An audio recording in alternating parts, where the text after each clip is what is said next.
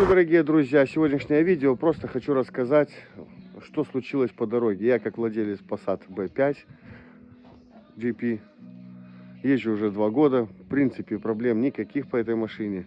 Но сейчас не об этом. Ехал по трассе и услышал характерный такой стук по кузову. Детонация. Думаю, ё-моё, сразу такие мысли. Ну все, легла там коробка, там что-то. И начинаешь там себе фантазировать. Вот. А детонация, вот газу даешь, и сразу стук такой получается. Он глухой, переходящий в звонки. Вот. Набираешь обороты где-то с больше 80, 90 уже газу даешь, и все, выравнивается, вроде бы нормально. Опять подъезжаешь на перекресток возле светофора, где-то трогаешься. Опять ту-ту-ту-ту-ту. Что за ерунда такая? Ну, думал, подушки, может, коробка автомат, может, подушки.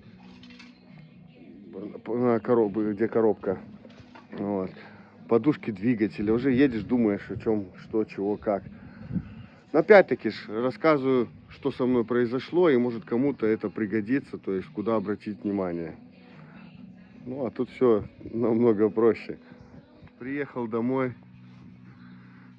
поднял у себя во дворе вот на таком устройстве авто и полез.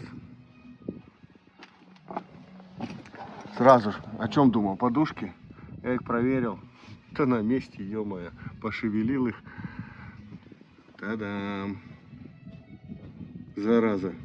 Никогда бы об этом не подумал. Разъединился вот эта вот магистраль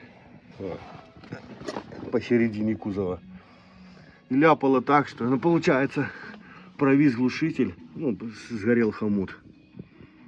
И вот об эту рейку. И стук непонятный, то ли сзади, спереди, то есть по всему кузову. Пассажиры сидят, говорит, сзади. Справа от меня, говорит, у меня под ногами. Ну, то есть непонятно. Ну, то есть вот такая вот проблемка. Сейчас поменяю и в путь. Обошлись малыми затратами.